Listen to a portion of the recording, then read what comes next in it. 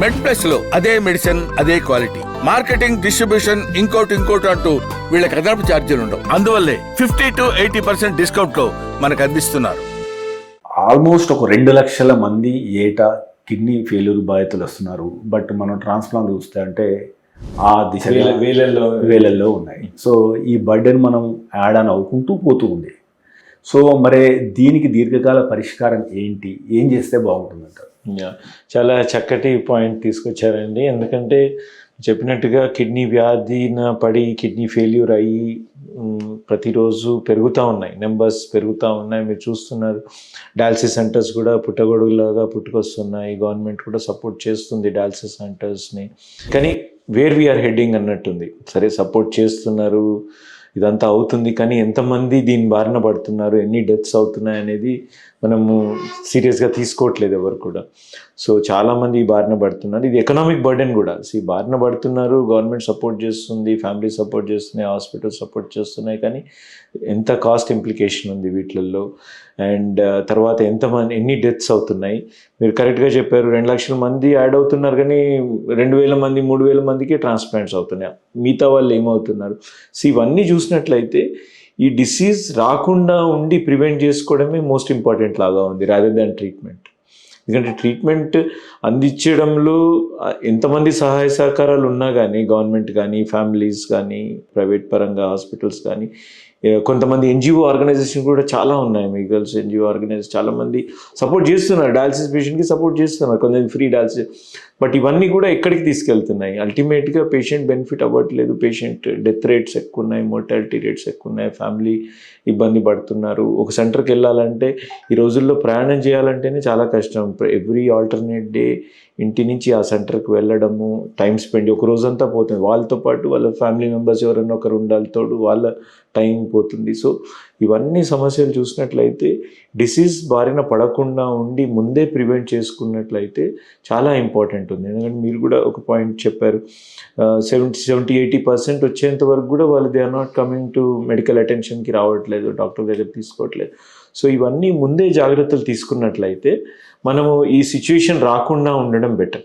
Situation వచ్చిన తర్వాత ఏమి చేయలేము మనం, we're only taking help.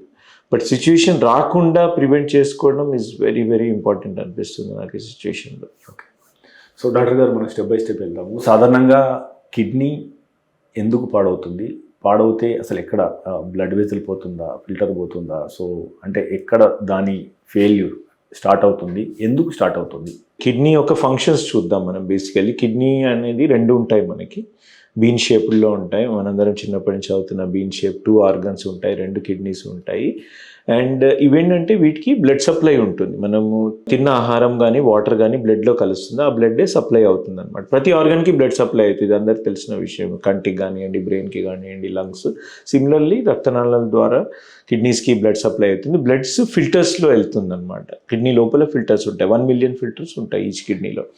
So ఆ బ్లడ్ ఫిల్టర్స్లోకి వెళ్ళేసి ఫిల్టర్ అయ్యి దెన్ యూరిన్ ఫామ్ అవుతుంది. ఫిల్టర్ అయిన తర్వాత ఫిల్టరేట్ ఈజ్ యూరిన్ అనమాట. యూరిన్ ఫామ్ యూరిన్ ట్యూబ్యూల్స్ ద్వారా మనకి యూరినరీకే బ్లాడర్లో స్టోర్ అయ్యి దాని తర్వాత మనం యూరిన్ పాస్ చేస్తాం. ఇది కిడ్నీ యొక్క లక్షణాలు. అంటే ఎక్సెస్ వాటరు చెడుని 2 ఫిల్టర్ చేస్తుంది అనమాట.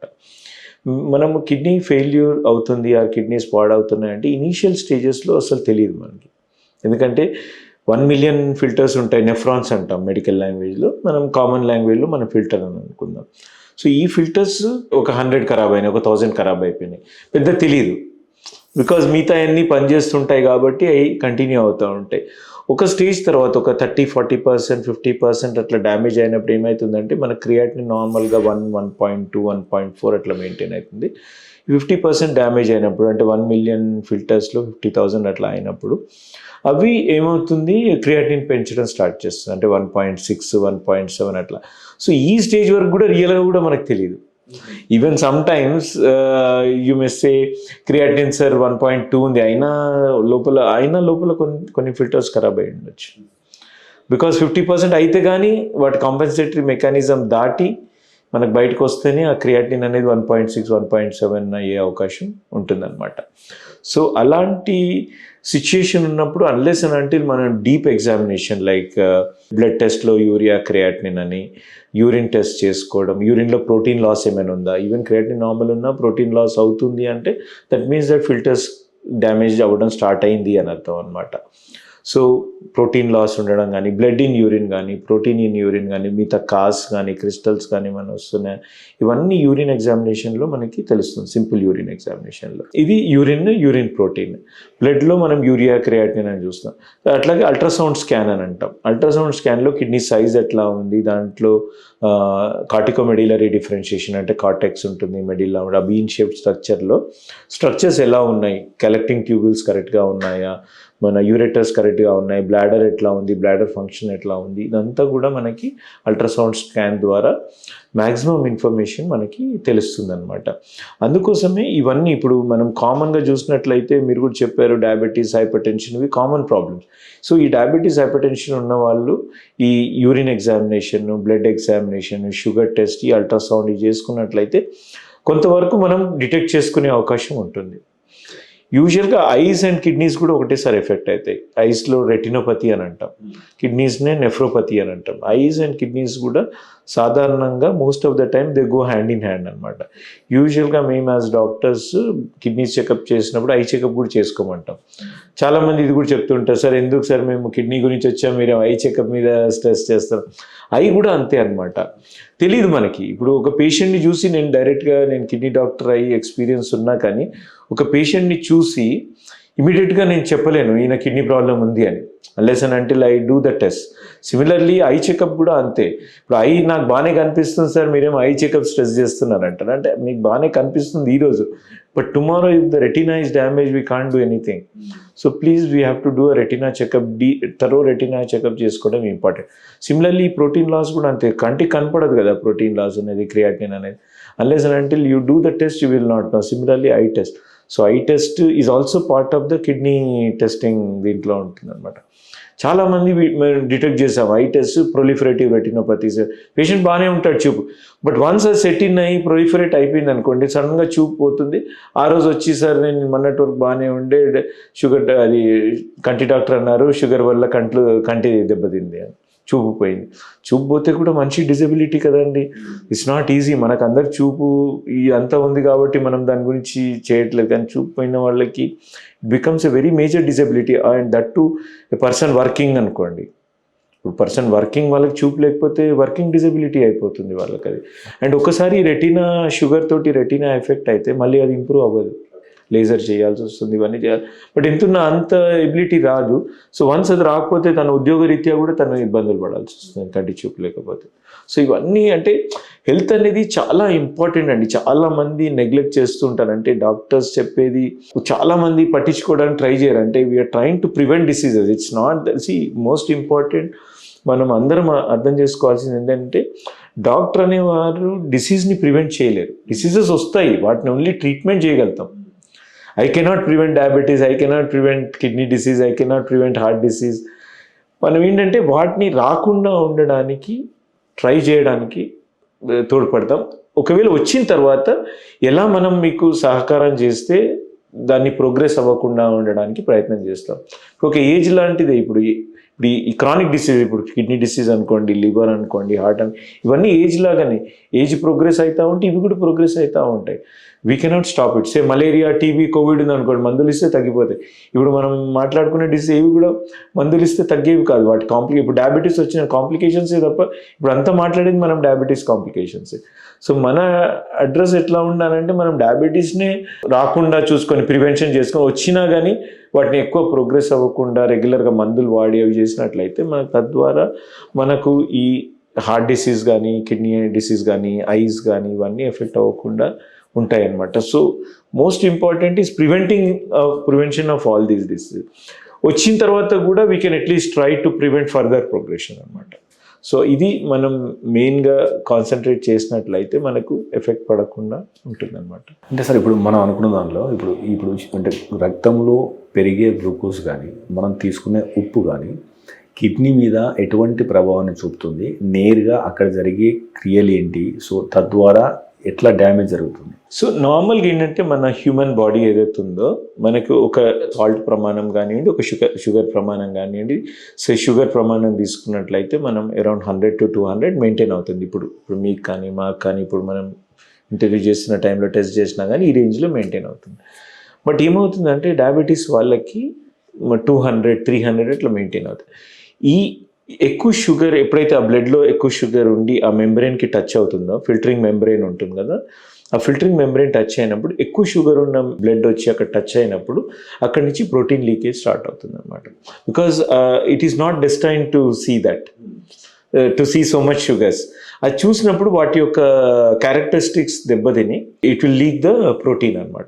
వన్స్ ప్రోటీన్ లీకేజ్ స్టార్ట్ అయితే ప్రోటీన్ లీక్ అయినప్పుడు కూడా అది అక్కడ పక్కన ఉన్న ట్యూబ్యూల్స్, అక్కడ పక్కన ఉన్న స్ట్రక్చర్కి ప్రోటీన్ లీక్ అవుతుంది. ప్రోటీన్ కూడా those areas will not accommodate protein అనమాట. ఆ ఏరియాస్ కూడా ప్రొలిఫరేట్ అవ్వడానికి ట్రై చేస్తుంది, అంటే సమ్ రియాక్షన్ లాగా వస్తుంది అనమాట. సో తద్వారా దాని కిడ్నీ డ్యామేజ్ అనేది స్టార్ట్. సో తద్వారా ఆ యొక్క ఫిల్టర్ ఖరాబ్ అయిపోతుంది. So it happens like that అనమాట. ఈచ్ టైం కొంతవరకు కాంపెన్సేట్ చేసుకుంటూ వెళ్తుంది. బట్ ఎవ్రీ 24 hours అదే షుగర్ మెయింటైన్ అవుతుంది అనుకోండి, it's keep on damaging the filter అనమాట. మనకి అది ఇప్పుడు సేమ్ సిమిలర్లీ, అంటే ఈ విషయంకి వస్తే ఒక చిన్న సింపుల్ ఎగ్జాంపుల్ ఇస్తాను, ఎందుకంటే వ్యూవర్స్కి ఇది చాలా చాలా ఇంపార్టెంట్. ఏంటంటే ఇప్పుడు మన హ్యూమన్ బ్రెయిన్, మన కళ్ళు ఉన్నాయనుకోండి, we're destine to use natural colours. అంటే ఇప్పుడు మనకి గ్రీన్ ఉంది, ఆకుపచ్చ, చెట్ల కలరు, ఇవి మట్టి కలర్, ఇవి నార్మల్ అనమాట. ఇప్పుడు కరెంట్ జనరేషన్లో ఏమవుతుంది, you are seeing lot of this 3D colours, ఈ కలర్స్, ఆ కలర్స్ దగ్గర నుంచి చూస్తున్నాం. So these are our eyes are not acclimatized to use that. So immediate eyesights వస్తున్నాయి. చాలామంది అనుకుంటారు ఎందుకు ఐసైట్ వస్తుంది, బాగానే ఉంది కదా అని. Because of this, because we are not use to see that jazzy colours, ఇవి అవి ఫ్లాషీ కలర్స్. ఇప్పుడు చిన్నపిల్లలు ఆ video games are, colours combinations will be so much, but our eyes cannot accommodate that. That's why eye problems వస్తాయి. Similarly ఏదైతే న్యాచురల్గా ఉందో, naturally మనం ఎప్పుడైతే డిస్టర్బ్ చేస్తున్నాం because of our advancement in technology అనుకోండి, మన హ్యూమన్ బాడీలో ఇప్పుడు జంక్ ఫుడ్స్ అవన్నీ తింటే సాల్ట్ పెరుగుతుంది, సాల్ట్ పరిమాణం పెరిగితే సాల్ట్ కూడా బ్లడ్లో కలుస్తుంది, బ్లడ్ వెళ్ళి ఫిల్టరింగ్ మెంబ్రెయిన్కి టచ్ అవుతుంది. టచ్ అయినప్పుడు అది అంత ప్రమాణాన్ని తీసుకోవడానికి యాక్సెప్ట్ చేయనప్పుడు ఇట్ విల్ డ్యామేజ్ అయినప్పుడు ప్రోటీన్ లీక్ అవుతూనే then it will damage the filter. తద్వారా ఈ యూరియా పెరగడం, క్రియాటినిన్ పెరగడం, ప్రోటీన్ లీకేజ్ అవ్వడం, ఇవన్నీ అవుతున్నాయి. సో సింపుల్గా అంటే మన న్యాచురల్ని ఎప్పుడైతే మనం డిస్టర్బ్ చేస్తున్నామో, ఐస్ కూడా ఎఫెక్ట్ అవుతాయి, అదేవిధంగా బాడీ కూడా ఎఫెక్ట్ అవుతుంది అదేవిధంగా. So that's how these are very important అండి. సో అంటే ఇంకొక బిగ్గెస్ట్ క్వశ్చన్ ఏంటంటే డాక్టర్ గారు, సాధారణంగా sugar control or BP control అనేది పేపర్ మీద ఉండి కూడా సో కిడ్నీలు పాడవుతున్నాయి. సో షుగర్ కంట్రోల్లో ఉన్నంత మాత్రాన కిడ్నీలు పాడవు అని మనం చెప్పగలమా? యూజువల్గా ఏమవుతుందంటే మనకి షుగర్ కంట్రోల్, బీపీ కంట్రోల్ అనేది డే 1 నుంచి ఉండాలండి. మనకి ఏంటంటే మనకు వచ్చినప్పటి నుంచే మనం చాలా జాగ్రత్తగా ఉండి ఈ లైఫ్ స్టైల్ చేంజెస్, ఆహార అలవాట్లు ఇవన్నీ ఉండి అది మనకు అలా ప్రొలాంగ్ అవ్వాలి బేసికలీ. అంటే డే 1 నుంచే మనకు షుగర్ అండ్ బీపీ. చాలామందికి ఏమవుతుందంటే, మేము యూజువల్గా క్లినిక్లో చూసినట్లయితే ఇనీషియల్గా వేరే ఇక్కడక్కడ చూయించుకుంటూ ఉంటారు, షుగర్ బీపీ ఎక్కువనే ఉంటుంది, HbA1c. మన దగ్గరికి వచ్చిన తర్వాత మనం కంట్రోల్ స్టార్ట్ చేస్తాము. మనం కంట్రోల్ స్టార్ట్ చేసినప్పుడు ఆ రోజు నుంచి లెక్క ఉండదు కదా. సో దట్ ఈస్ అంతకుముందు ఆల్రెడీ డ్యామేజ్ అయింది కాబట్టి ఇది ప్రోగ్రెస్ అయ్యే ఉంటుంది. బట్ మనం ఏంటంటే ఇప్పుడు ఒక పేషెంట్ని, ఎక్స్ పేషెంట్ 10 years పడుతుంది అనుకోండి డయాలసిస్ స్టేజ్కి. మనం 25 అనుకున్నా మంచిగా ఉంటే, బట్ మేము యూజువల్గా చూసే తొందరనే అవుతుంది. సో ఒక 10 to 12 years పడుతుంది అనుకోండి డయాలసిస్ స్టేజ్కి రావడానికి, డయాబెటీస్ తోటి ఎఫెక్ట్ అయినప్పుడు. బట్ మనం ఇనీషియల్గా ఫస్ట్ డే 1 నుంచి కంట్రోల్ ఉంటే 25 yearsకి డయాలసిస్కి వెళ్తారు. అదే మనం మధ్యలో కంట్రోల్ చేసినట్లయితే 8 to 10 years అవుతుంది. వాళ్ళు ఏం కాదులే అన్నట్టు, బాగానే ఉంది నాకు, డాక్టర్ గారు ఏదో వాళ్ళని భయపెట్టిస్తున్నారు అని అనుకుంటే they will progress faster to 4 to 5 years అని. సో అట్లా అనమాట. సో ఇట్ డిపెండ్స్ ఆన్ ఎప్పటి నుంచి మనం కంట్రోల్ చేస్తున్నాం అనేది. సో కంట్రోల్ చేసినా కానీ ఎఫెక్ట్ అయ్యే అవకాశం ఎక్కువగా ఉంటుంది. కొన్ని జెనెటిక్ ఫ్యాక్టర్స్ కూడా ఉంటాయండి. ఇప్పుడు డిసీజెస్ అనేవి ఇప్పుడు మనం 1 in 3 అనుకున్నాం. వై ఓన్లీ దట్ 1% ఎఫెక్ట్ అవుతున్నారంటే కొన్ని జెనెటిక్ ఫ్యాక్టర్స్ ఉంటాయి, ఎన్విరాన్మెంటల్ ఫ్యాక్టర్స్ ఉంటాయి, లైఫ్ స్టైల్ ఉంటుంది. సో చాలా ఫ్యాక్టర్స్ ఉంటాయి మనకి.